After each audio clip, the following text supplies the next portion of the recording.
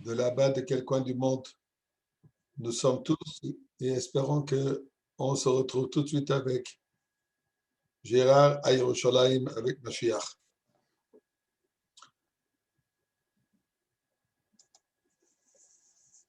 Amen.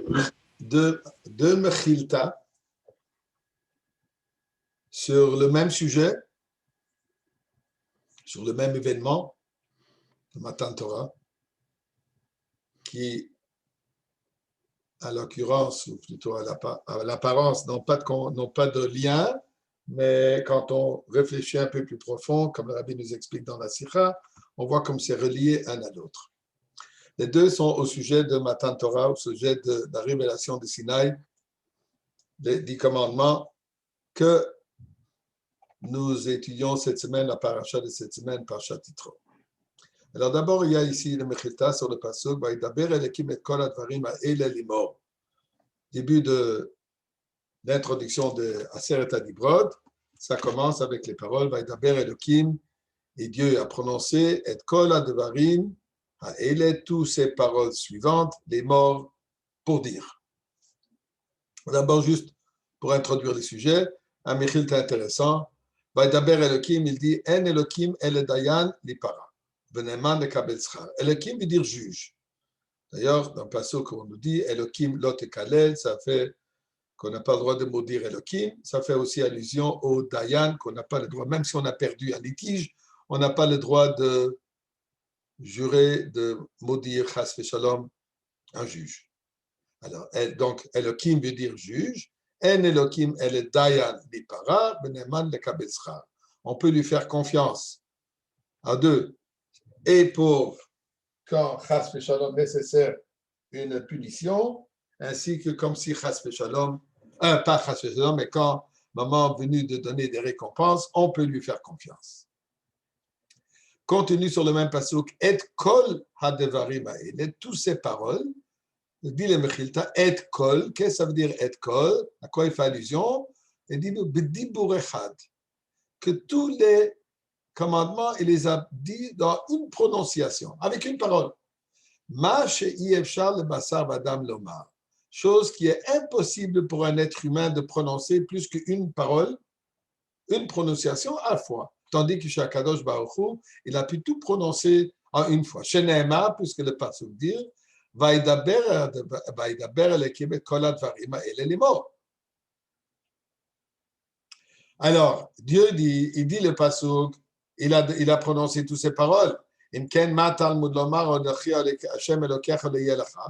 pourquoi est-ce qu'il répète ensuite Dieu dit ça et Dieu dit ça et Dieu dit ça? Pourtant, il vient de dire dans Kol Advarim, il a déjà tout dit.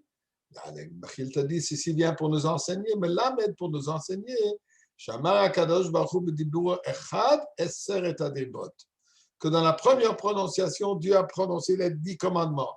Ensuite, Chazar ou Pirshan Dibur Bifne Atzmo, et ensuite il a reprononcé, il a déclaré chacune individuellement. Là, il pose la question donc à chaque fois qu'il y a marqué dans la Torah Vaïdaber Elokim ou Vaïdaber Hashem, c'est-à-dire que Dieu a tout dit, il dit non. Talmud Lomar pour nous dire et kol advarim ha'ele, ceux-là, Ela nemru b'dibur echad. Ces 10 commandements, ils ont été prononcés, ils ont été dit en une fois. Et chaque dibrod, dibur, m'excuse. Et chaque dibrod et toutes les autres prononciations, dibur b'fnei atzma. Donc, cet événement d'avoir prononcé les plusieurs paroles en une parole, ceci n'était une réalité qu'au moment de Aseret Adibrod. Quand Dieu a donné les 10 commandements, c'est là où il y a eu ce miracle, cet événement surnaturel, qu'en autre cas, dans d'autres prononciations, dans d'autres fois à qui la Torah est pleine, Vaïdaber Hashem, là non, là c'était d'une manière plutôt même naturelle à ce que nous connaissons. Chaque parole, chaque syllabe a été prononcée individuellement. Ok. Maintenant, au sujet principal sur quoi je vais m'attarder. Alors, on avait dit, on reprend le pasuk ici, Vaïdaber Elokim et kol advarim ha'ele les morts. Dieu a prononcé toutes ces paroles, les morts. En général, quand on dit les morts qui veut dire pour dire. Qu'est-ce que ça veut dire? C'est quoi les morts? Pour dire quoi? Il a déjà dit, Dieu a parlé. C'est quoi c'est les morts? En général, quand on dit les morts, par exemple, Hashem el Moshe, les morts. Daber el Aaron, les morts. Les morts veut dire, en général, que il faut le partager, il faut le dire à d'autres. Il faut ce qu'on vient d'étudier, ce qu'on vient d'entendre, la parole divine qu'on vient d'entendre, que Moshe Rabbeinu, par exemple, a entendu de Dieu, il fallait que Moshe Rabbeinu, lui, il va maintenant partager cela, partager ces paroles, partager ce commandement, partager cet enseignement avec d'autres personnes. Et il y avait tout un système, Moshe dit Aaron, et ainsi de suite. Donc, en général, les morts veut dire pour propager, pour dire à d'autres. La question qui se pose ici, nous savons que tout le monde était présent au moment de Sinaï. Toutes les âmes, non seulement les 600 000, plus les femmes et les enfants qui étaient présents physiquement, mais toutes les âmes, depuis la création du monde jusqu'à la fin des jours, on était tous présents. On a tous entendu. Alors, pour qui est-ce les morts? Pour qui est-ce qu'on a besoin de le redire? On était tous présents, tel que Moshe Rabbeinu. Oui, Moshe Rabbeinu avait une place d'honneur. Effectivement, il a pu monter sur la montagne. Nous, on était un peu plus éloignés. Il avait une loge individuelle. Hein? Mais on a tous entendu. Alors, pour qui est-ce que c'est nécessaire de le répéter, de le raconter? On était tous présents. Là-dessus, l'explication qui est donnée là-dessus, les morts, qui ici, le mot les morts ne veut pas dire ce que habituellement on dit avec le mot les morts. Habituellement, comme je dis, le mot les morts représente le répéter à d'autres. Ici, les morts veut dire qu'on a répondu. Quand Dieu a donné un commandement, on a répondu, on a réagi. Qu'est-ce que ça veut dire on a réagi? On a dit on accepte ou on n'accepte pas. OK? On va faire, on ne va pas faire. Donc, les morts veut dire on a répondu avec chaque fois que Dieu a prononcé une des Aseret HaDibrot, une des 10 commandements, un des 10 commandements, je devrais dire, et là-dessus, nous avons répondu. Comment est-ce qu'on a répondu? De quelle manière? Quelle était notre réponse? On sait qu'au début, on a donné une réponse générale, on accepte, on va écouter, on va faire, point à la ligne. C'est un terme général. On va tout accepter, ça c'était avant.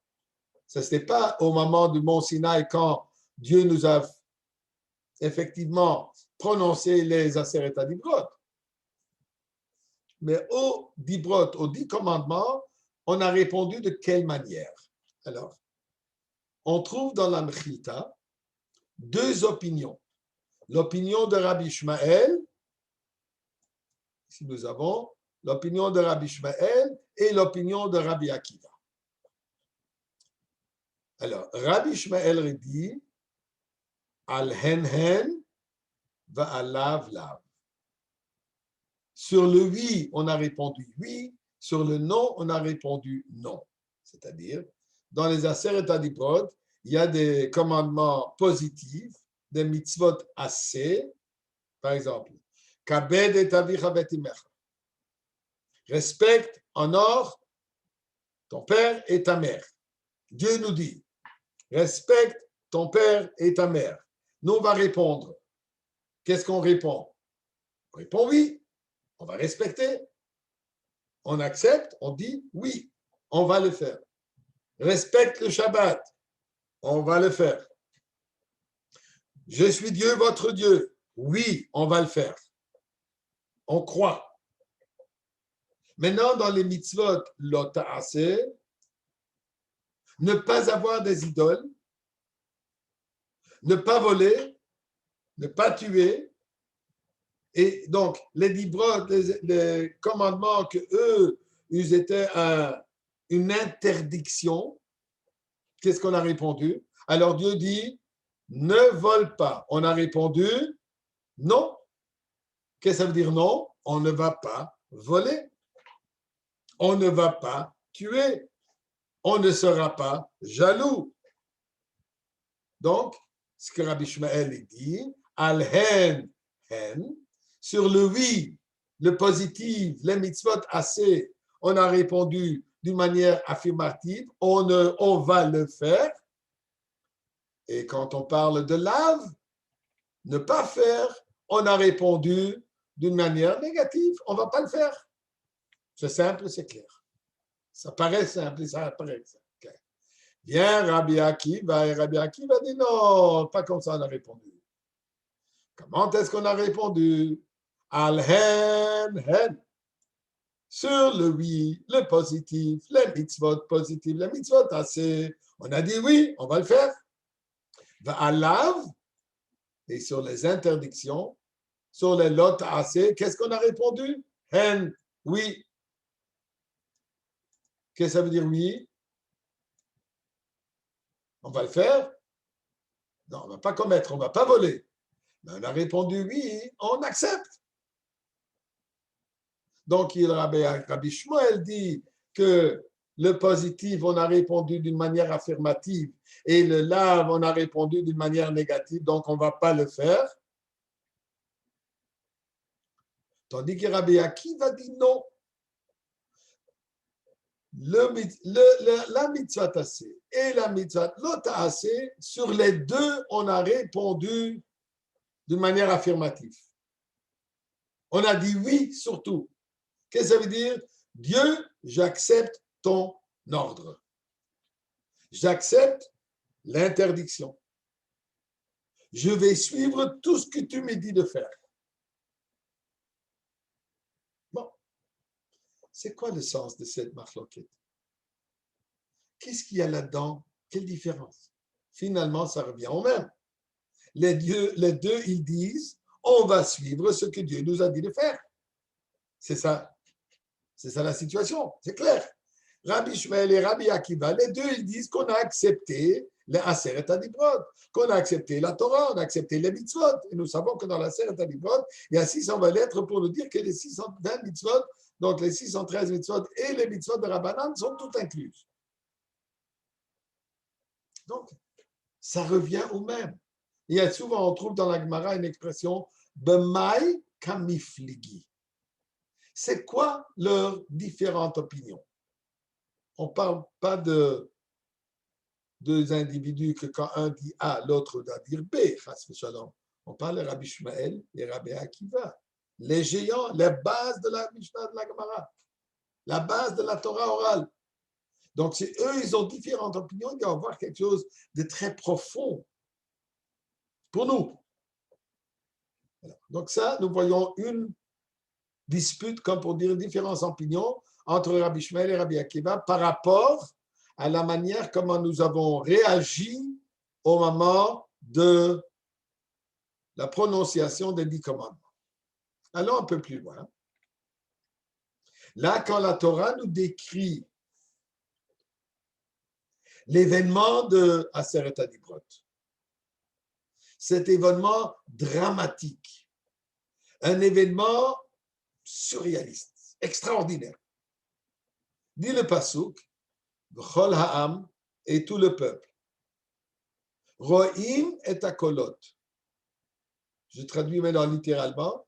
Ro'im, il dit perçu, Ro'im, ils ont vu, et akolot, les tonnerres. Ve'et halapidim, et les éclairs.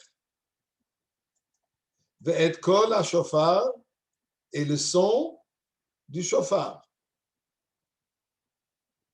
Ve'et ha'ar hashan, et la montagne qui est pleine de fumée. Vayera ha'am, vayanu, et le peuple, quand ils ont vu cela, ils ont tremblé, vayamdu merachok, et se sont reculés et ils se sont tenus en distance. On revient le pasuk. Ils ont vu. Dis le pasuk, qu'est-ce qu'ils ont vu? Kolot, les sons, les voix. Ils ont vu les tonnerres. Tonnerre, c'est quelque chose qu'on entend, on ne voit pas. Bon, l'apidim, on peut comprendre. Les éclairs, ils ont pu voir. La voix du chauffard, la voix, on n'entend pas. La montagne fumante, oui, ça on peut voir. Mais qu'est-ce qu'il dit ici le passouk? Qu'ils ont vu aussi les tonnerres. Ils ont vu aussi le son du chauffard. Ce n'est pas quelque chose qu'on voit. Nous dit Rashi sur place, Rashi ici dans le Chumash, Ro'im et akolot, nous dit Rashi, Ro'im et hanishma. Au moment de la révélation de Sinaï, au moment où Dieu s'est dévoilé sur Vayered Hashem ala Sinaï, à ce moment, quand il y a eu cet événement dramatique, ils ont pu voir ce qu'habituellement est entendu, la voix. Donc, comme on a dit, le tonnerre et le son du chauffard, à ce moment, ils l'ont vu. Ro'im et anishma she'i efshar lirot b'makom echer. Que Rashi nous dit, chose qui est impossible de voir ailleurs. On est incapable de voir le son.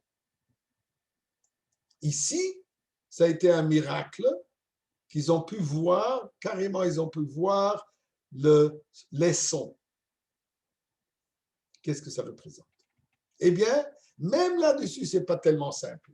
On revient à Mechilta, qu'on a vu tout à l'heure. La Mechilta nous ramène à une autre différente opinion entre Rabbi Ishmael et Rabbi Akiva. Et voilà ce qui se passe. Dit le pasuk v'chol ha'am ro'im et hakolot, tout le peuple, ils ont tous pu voir les sons. Dit Rabbi Ishmael, dit vrai Rabbi Ishmael d'abord, Rabbi Ishmael, il nous dit quoi? Ro'in hanira v'shomim et hanishma. Sorry guys, il dit, non mes chers, il n'y a pas eu de miracle. Ils ont vu ce qu'on voit, ils ont entendu ce qu'on entend. Dans le passage qui a marqué alors Rabbi Ishmael explique que le mot Ra'im s'applique aux éclairs et à la montagne. Mais étant donné que le passage met tout ensemble, alors il utilise un terme qui est pour tout. Mais en réalité, ce n'était pas le cas. En réalité, ils ont vu les éclairs, ils ont vu la fumée et les sons de la voix de Dieu. Et le kol hashofar, ceci, ils ont entendu, ils n'ont pas, c'est pas quelque chose qu'ils ont vu. C'est ce que Rabbi Ishmael dit. Bien, Rabbi Akiva dit non. Ro'im et hanishma. Quand le pasuk de nous dire Ro'im et hakolot, effectivement, ils ont vu le son. Les sons. Ils ont vu. Comment? On verra ce que ça veut dire. Mais il ajoute encore plus que cela. Non seulement ils ont vu les sons, mais ils ont vu, ils ont entendu les éclairs. Alors Rabbi Akiva dit ici, Ro'in et anishma, ils ont vu ce que habituellement on voit, et il va encore plus loin, de Shomin et Anira. Et ils ont entendu ce qu'habituellement on voit. Là, on est complètement perdu. Qu'est-ce que ça représente? Qu'est-ce que ça veut dire? Comment est-ce qu'on peut voir un son et comment est-ce qu'on peut entendre une image? Et qu'est-ce qu'il nous dit? C'est quoi le sens? C'est quoi le sens de cette dispute? Qu'est-ce que Rabbi Akiva essaie de nous dire? Qu'il y a eu un événement tellement miraculeux, tellement différent, complètement contre tout ce qui est de la nature, contre tout ce qui est naturel, contre tout notre système, comment Dieu a créé le monde. Après tout, on voit les images, puisque c'est comme ça que Dieu a fait la Foucharia. On entend les sons, puisque c'est comme ça que Dieu a fait qu'on entend les colottes. Ça, c'est la nature de la personne. Ça, c'est la manière comment Dieu a créé le monde. Pourquoi ce changement de voir ce qu'on entend et d'entendre ce qu'on voit? Qu'est-ce que ça ajoute? Qu'est-ce que ça nous donne? En quoi ça fait que le moment de la révélation de Dieu au mont Sinaï, elle était tellement extraordinaire qu'on a vu ce qu'on entend et qu'on entend ce qu'on a vu. Et pourquoi Rabbi Akiva dit ça et Rabbi Shmuel, il dit non, il n'y a rien de tout cela. Donc, essayons de comprendre ces deux discussions. On a eu la première. Est-ce qu'ils ont répondu d'une manière affirmative, affirmative, négative, négative, ou alors ils ont surtout répondu affirmatif? Et quel rapport avec les mêmes deux personnalités, les mêmes deux Tanaïm, Rabbi Shmuel et Rabbi Akiva, qu'ils ajoutent aussi. Rabbi Shmuel, celui qui dit qu'ils ont répondu d'une manière précise, oui, oui, non, non. Il dit aussi, on voit ce qu'on voit, on entend ce qu'on entend, il n'y a pas d'autre chose. Rabbi Akiva, c'est lui qui dit qu'on a répondu d'une manière affirmative, surtout, il dit ici qu'il y a une transformation de la nature et qu'est-ce qui est arrivé? On a carrément pu voir ce qu'on entend et entendre ce qu'on voit. C'est quoi l'idée? Eh bien, le rabbi nous explique dans une sikha extraordinaire. Et le rabbi nous dit que ces deux sujets sont reliés un avec l'autre.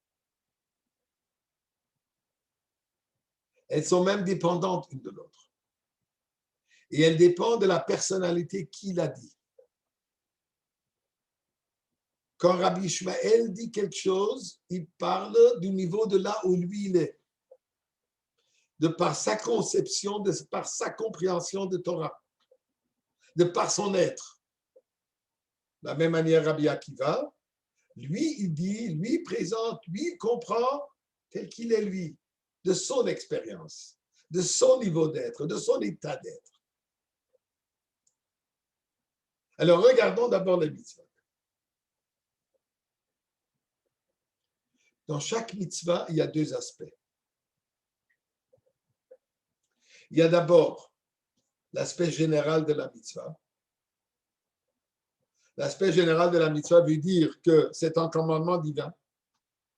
Je veux suivre, je veux faire ce que Dieu me demande de faire. Mitzvah veut aussi dire connexion. Mitzvah milachon tzavta v'chibur. Connexion. Une pince qui connecte. Tzvat, une pince en hébreu s'appelle tzvat. C'est relié. Une pince à quoi? C'est deux morceaux de métal qui sont reliés au centre et le but de cette pince, elle est d'unifier, de prendre des choses et de les tenir ensemble. Donc, mitzvah veut dire connexion, unification, union de nous avec Akadosh Baruch Hu, Dieu avec nous. Alors, dans la mitzvah, il y a ce concept général. Le fait de suivre, le fait d'exécuter ou le fait de me retenir, de ne pas faire quelque chose que Dieu ne veut pas que je fasse ou de faire ce que Dieu veut ce que je fasse, qu'est-ce qui se passe? À ce moment, se créer un lien, se créer une union. D'ailleurs, c'est les Shiur de Tanya qu'on a étudié les derniers jours. Qu'avec chaque mitzvah, on s'approche à un membre d'Akadosh Baruch Hu. Chaque mitzvah, c'est une des 248 membres de Dieu et en faisant la mitzvah, on s'attache avec. On se noue avec.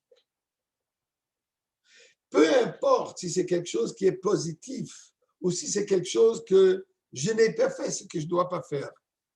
Ça crée un bond, comme on dit, ça crée une union entre Dieu et nous. Pourquoi? J'ai écouté la parole de Dieu. j'ai agi de la manière que tu veux que j'agisse. Donc, il y a ce concept général de la mitzvah. C'est quoi la généralité? Je veux me rapprocher de Dieu. Je veux m'unifier avec Dieu.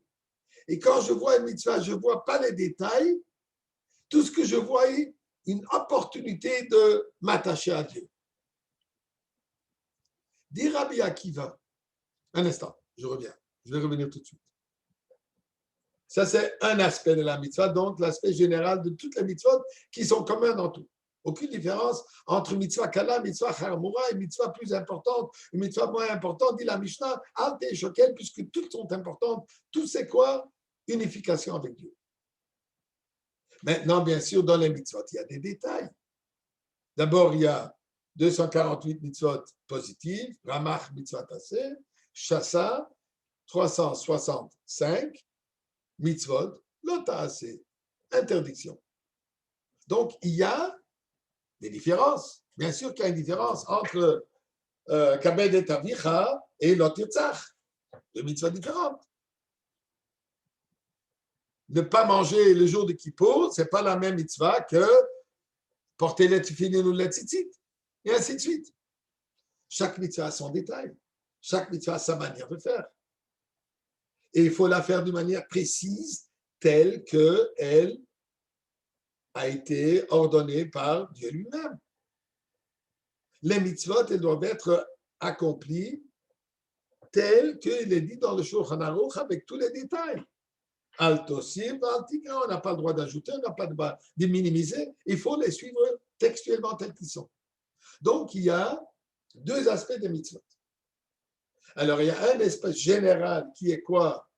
Le rapprochement à Dieu, l'unification de nous avec Dieu, et ensuite, il y a les détails de la mitzvah. Ça, bien sûr, ça ne suffit pas de vouloir faire la mitzvah. Ça ne suffit pas de penser à la mitzvah. Ça ne suffit pas d'étudier tous les sens plus profonds de la Kabbalah de chaque mitzvah. Non. Il faut finalement, si on va étudier toutes les beautés, tout ce qui s'accomplit en allumant les bougies de Shabbat, on n'a pas allumé la bougie de Shabbat, on n'a rien accompli, on n'a rien fait. Je peux être assis tout le matin et penser le Shem Yichud Kutsha Berichou pour tout ce que représente la pose des tefillin, mais si je n'ai pas posé les tefillin, il n'y a rien qui a été fait. Donc, il y a l'aspect général, il y a le détail. Nous dit Rabbi Akiva, au moment de Mont Sinaï, quand on a entendu la voix de Dieu, quand on a entendu cette prononciation miraculeuse, comme on l'a vu tout à l'heure, en une parole, tout a été dit. Toutes les dibrot ont été prononcées par une b'dibur echad. Zachor v'shamor b'dibur echad, ishmianu, kel amiyuchad, on chante tous les vendredis soirs dans le Chadodi. Zachor v'shamor, le positif et le négatif, tout cela a été prononcé en une parole. À ce moment, dit Rabbi Akiva, à quoi nous avons pensé? Quel état d'être étions-nous en Israël? Est-ce qu'à ce moment, on était attentionné aux détails ou alors l'idée générale, waouh, j'ai une opportunité de me rapprocher de Dieu? C'est ça la discussion. Au moment si céleste, un moment tellement extraordinaire, le seul moment où on a entendu la voix de Dieu. La seule fois qu'il est dit dans la Torah, Vayered Hashem al Sinaï. Dieu s'est manifesté ouvertement, Dieu s'est dévoilé ouvertement dans le monde physique. À ce moment, qu'est-ce que nous avons ressenti? Comment est-ce que nous avons réagi à ce moment extraordinaire? Est-ce qu'on a eu comme une sorte de réaction totale? Waouh, j'entends la voix de Dieu, je veux être proche de toi? Ou alors, on est rentré dans les détails. un instant Dieu, tu me parles maintenant. Alors, je vais voir exactement qu'est-ce que tu me dis. Ah, tu me dis, Anochi Hashem Elokecha? D'accord, j'accepte. Tu me dis ne pas avoir des idoles? Non, j'aurai pas des idoles. Rabbi Akiva dit, c'est inconcevable dans sa manière, dans son optique, de penser qu'à ce moment extraordinaire, Am Israël était même en position de regarder les détails. À ce moment, ils étaient tous, en anglais, il y a une expression, spaced out. Ils étaient complètement détachés de ce monde. Ils étaient complètement détachés de ces limites de ce monde. Ils étaient carrément dans un autre état d'être. Ils existaient autrement. Et là, ils n'ont vu qu'une chose, la lumière divine dans laquelle Dieu lui-même, avec qui je veux me rapprocher. Et ça, c'est pour Rabbi Akiva, ce moment tellement extraordinaire, ça n'a pu être que de cette manière. Dit Rabbi Ishmael, il dit, tout ça c'est très beau, mais tachlis, finalement, juste de dire, je vais tout faire, j'accepte, c'est fantastique, c'est extraordinaire, il dit, c'est très superficiel, c'est pas concret. Rabbi Ishmael, c'est un homme concret, c'est un homme d'action. Rabbi Ishmael était Kohen Gadol. Le Kohen, c'est quoi? C'est l'homme d'action. Quand il vient dans le Beth Amikdash, il ne se laisse pas emporter de toute cette ambiance extraordinaire, de toute cette divinité, de tous ces miracles, de tous ces dévoilements qu'il y a à l'intérieur du Beth Amikdash. Lui, il prend le couteau, il fait la shrita comme il se doit. Quand il doit allumer les bougies, il fait attention aux détails de la mitzvah, comment il faut la faire. D'ailleurs, il est marqué chez Aaron à Cohen, chez Aaron à Cohen, il a dit, Melamed Sheloshina. Dieu nous donne un compliment sur Aaron. Aaron, Aaron, il a fait en tel, d'Irachi, un compliment, l'Hagit, Shvachosh el Aaron, pour nous dire un compliment au compte d'Aaron, Sheloshina, qu'il n'a rien changé. Il a fait exactement comment Dieu lui a dit de faire. C'est un compliment, mais qu'est-ce que tu attends d'Aaron, de ne pas faire comme il est censé de faire? Elle explique le rabbi, non. Qu'est-ce que ça veut dire? Malgré le fait qu'il était dans cette ambiance près de la menorah, la lumière divine qui va se dévoiler, il aurait pu être complètement transporté à un niveau spirituel. Mais non, non, non, il est resté concret. Il a allumé, il a préparé la mèche, il a ajouté l'huile, il a nettoyé, tel qu'il se doit. Chez l'Oshina, il est resté pied à terre, il fait les choses comme il se doit.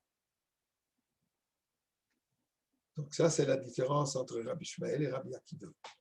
Rabbi Ishmael, lui, il est Kohen. Il dit que même au moment tellement précis, tellement, comment dire, exalté, tellement élevé, tellement spirituel, qu'au moment de Matan Torah, finalement, ils sont restés dans le détail, ils sont restés d'une manière concrète, et ils ont dit oui, le oui c'est oui, et le non c'est non. Rabbi Akiva, il n'est pas Kohen. Rabbi Akiva, c'est lui, c'est le Baal Tshuva. Rabbi Akiva, c'est celui qui essaie de se donner complètement à Kadosh Baruch. Il cherche le Messirut Nefesh. Kol Yamai Chikiti. Matai Yagia Masai le Masai Abotai. Toute ma vie, j'ai attendu le moment de pouvoir complètement me consacrer à Kadosh Baruch. Le Baal Tshuva, c'est celui qui fuit le monde matériel. C'est celui qui veut se détacher du monde matériel. Il a trop connu ce monde matériel. Il ne veut pas s'impliquer, il veut se détacher de tout ça. Donc Rabbi Akiva, lui, dit qu'à ce moment, quand ils ont entendu la voix de Dieu, tout ce qu'ils ont entendu, oui Dieu, I want you, je veux, je vais, je t'entends, je m'approche, je m'accroche, je suis à toi. Donc tout était positif. Il n'y a pas eu de négatif, il n'y a pas de non là-dedans. Il n'y a que de la positivité. Et la positivité, c'est quoi? L'attachement, le nouement à Dieu. Ça, c'est la première discussion. Là, nous arrivons à la deuxième.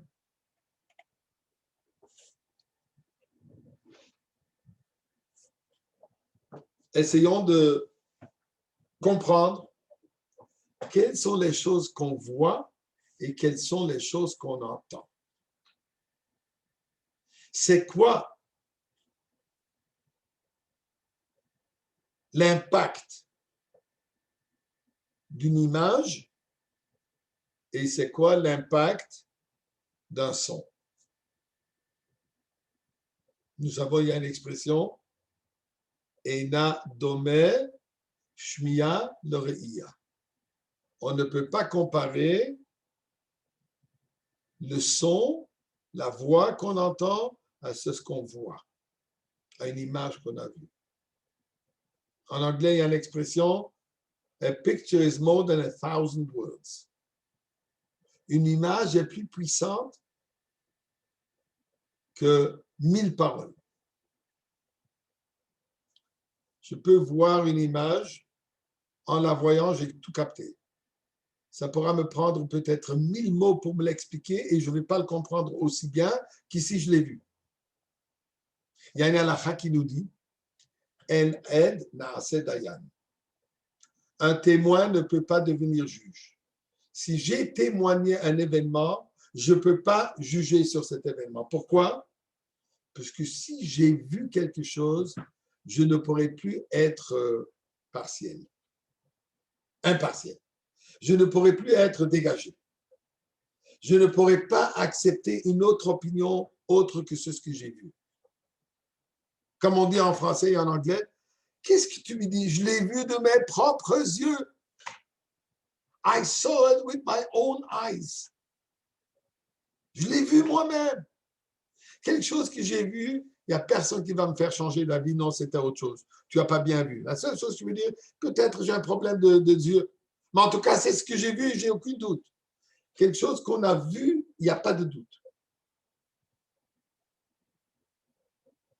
Dans le monde que nous connaissons, qu'est-ce que nous voyons et qu'est-ce que nous entendons? Alors, on va mettre ça dans un contexte plutôt un peu plus spirituel. Un objet matériel, on voit. Le monde, on le voit. Il n'y a personne qui doute de l'existence de quelque chose que je peux prendre en main, je le vois, je l'ai en main, je le sens, je le touche, je l'ai capté, je le vois. Quelque chose de physiquement concret. J'entends des voix. J'entends un son. Bien que le son est aussi une création, bien que le son est aussi une chose physique, on peut la manipuler, on peut l'enregistrer, on peut l'entendre maintenant comme on l'entend à l'autre bout du monde. Donc, c'est quelque chose qui peut se transmettre, mais quand même, ça n'a pas la même, comment je dirais, la même structure que un objet que je vois. Il est plus fin. Le son est une existence plus raffinée. On va le dire, on va utiliser le terme plus spirituel que l'objet physique que je peux voir. Donc, en un mot, je vois l'objet physique, j'entends un son spirituel. Par exemple, je prends n'importe quel objet, je vois l'objet. Quand je commence à réfléchir, mais d'où est-ce qu'il vient cet objet? Oh, Dieu l'a créé. Je le crois, je le reconnais, j'en suis persuadé. Mais cette connaissance, cette réalisation du créateur qui a créé cet objet, elle n'est pas aussi tangible que l'objet lui-même que je vois. Donc, d'ordre naturel, quand je dis je vois, ça s'applique à un objet naturel, un objet physique, une création limitée. Quand je dis entendre, ça fait plutôt allusion à une réalité spirituelle, un peu lointain. Quelque chose que je vois est proche, quelque chose que j'entends, c'est un peu éloigné de moi. Et pour cela, quand je vois quelque chose, je ne vais jamais changer d'avis. Quand j'entends quelque chose, je peux entendre deux témoins qui me diront que tel et tel événement s'est avéré à tel et tel moment. Je vais l'accepter puisque c'est deux témoins cachers. Mais si 5 minutes plus tard, il y a deux autres témoins qui vont venir, vont dire non, c'était autrement, je suis prêt à l'entendre aussi. Je suis capable d'entendre deux opinions contrariées. Je ne suis pas capable à voir deux choses qui se contredisent. Mais je suis capable d'entendre deux opinions contradictoires. Dit Rabbi Ishmael, je vais commencer par Rabbi Akiva. Dit Rabbi Akiva, au moment de la révélation de Sinaï, Dieu descend sur cette terre. Qu'est-ce qui était ma réalité? Qu'est-ce qui était la chose qu'on a perçue, qu'on a vue, qui est à 100%, que je n'ai aucun doute, qui est la réalité absolue? Mais ça, c'est les choses qu'habituellement on entend. Qu'est-ce que c'est les choses qu'habituellement on entend? On entend qu'il y a un Dieu. On nous explique qu'il y a un Dieu. On croit qu'il y a un Dieu. On croit qu'il y a un créateur. On entend que c'est la parole de Dieu qui nous a dit Anochi Hashem Elokecha, et ainsi de suite. Ça, c'est vrai généralement. Mais au moment de Mont Sinaï, je vois Dieu. À ce moment, c'est pas que j'ai entendu la voix de Dieu, j'ai vu la voix de Dieu. C'est devenu une réalité absolue telle que quand je vois un objet matériel. Mais il va plus loin que ça. Quand ma réalité devient la parole divine, quand je vois la parole de Dieu, alors tout le reste n'est que secondaire. Veshomin et Tanira. Et là, j'entends ce qu'habituellement je vois. Alors, à ce moment, le monde matériel, le monde, l'univers tel que nous le connaissons, ceci n'est que quelque chose qu'on entend. C'est lointain, c'est secondaire. Peut-être il existe. Ma réalité à ce moment, c'est quoi? C'est le son que j'entends. Pour prendre un petit exemple, on est assis devant un instrument qui nous fait une belle musique. Que ce soit électronique ou que ce soit quelqu'un qui joue au violon. Et j'entends un son qui m'emporte. J'entends une musique extraordinaire. À ce moment, qu'est-ce que ma réalité? Le gars qui est assis avec son violon en train de jouer ou la musique est ma réalité? À ce moment, ma réalité, elle est quoi? La musique, ce que j'entends, c'est vrai, c'est palpable, c'est concret. Je le vois. À tel point qu'après, si on va me demander quelle couleur avait le violon, je ne sais pas. Pourtant, je l'ai regardé pendant une demi-heure. Pourquoi? Puisqu'à ce moment, j'ai vu autre chose. J'ai vu le son. J'ai vu l'aspect spirituel. Le dit Rabbi Akiva, au moment de Mont Sinaï, on a vu la réalité divine. Le monde créé, ça c'était secondaire. C'est ce qu'on a entendu. Oui, ça existe, mais c'est secondaire. Dit Rabbi Ishmael encore, il revient à la même chose. Moi, je suis un homme concret. Tachlis. Même au moment de Mont Sinaï, il fallait rester dans notre limite naturelle. Il fallait recevoir la Torah, pas dans un niveau qu'on n'est pas généralement, pas un niveau qu'on n'est pas habituellement. Habituellement, on n'est pas dans un niveau de voir la parole de Dieu. Il dit non, au moment de Mont Sinaï, qu'est-ce qui a été? Tel qu'on est, tel que nous sommes toujours, la même personne, limitée, c'est comme ça qu'on a entendu la Torah. C'est comme ça qu'on a vu. On a vu quoi? on a vu ce qu'on entend, on a vu le monde matériel, on a vu les éclairs, on a vu la fumée sur la montagne. Et malgré cela, j'ai entendu la parole divine, le Shomin et Tanishma. Malgré le fait que je suis resté un être humain limité dans mes limites et dans mes contraintes et dans mes capacités, avec cela, Shomin et Tanishma, j'ai entendu la parole divine. Donc là, nous voyons le lien entre ces deux discussions. Elles sont reliées. Rabbi Akiva dit que l'expérience de Mont Sinaï était une expérience au-delà de nous. Au-delà de ce que nous sommes d'habitude.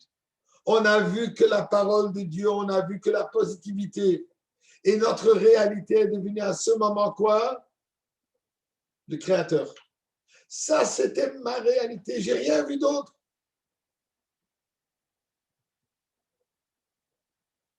Rabbi Ishmael, il dit non, moi je suis Cohen. Le moment de Mont Sinaï, malgré cette grande révélation divine, on l'a reçu, on l'a perçu à notre niveau, dans notre expérience. Notre expérience, c'est quoi? Notre devoir, c'est quoi? Le oui, c'est oui, le non, c'est non. Je vois le matériel, et malgré cela, dans le matériel, je dois entendre la parole divine. Donc là, nous comprenons, ce n'est pas juste Chas v'Shalom pour dramatiser la situation. Chas v'Shalom, c'est pour nous dire à quoi on peut atteindre et à quoi on doit essayer d'arriver. Alors finalement, la question se pose, et pour nous, on doit faire comme Rabbi Ishmael ou on doit faire comme Rabbi Akiva? On doit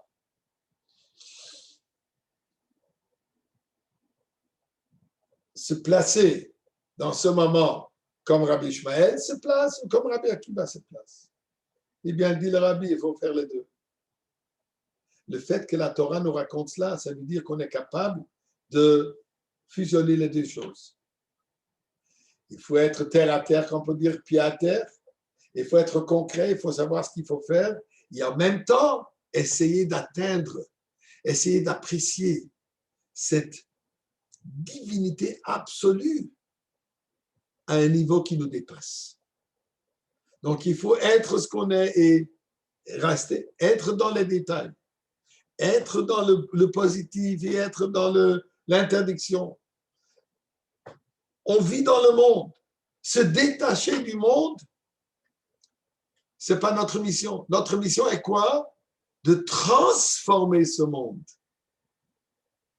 Ce niveau que Rabbi Akiva reconnaît et ressent, notre devoir est de l'amener à l'intérieur du monde, de fusionner les deux opinions, l'opinion de Rabbi Ishmael et l'opinion de Rabbi Akiva, de prendre cet absolu que Rabbi Akiva voit d'une manière détachée et de le rattacher dans le monde comme Rabbi Ishmael dit. Et ça, c'est le temps de la Géoula. Alors, au moment de Mont Sinaï, c'était ou comme ça ou comme ça. Ou Rabbi Ishmael ou Rabbi Akiva.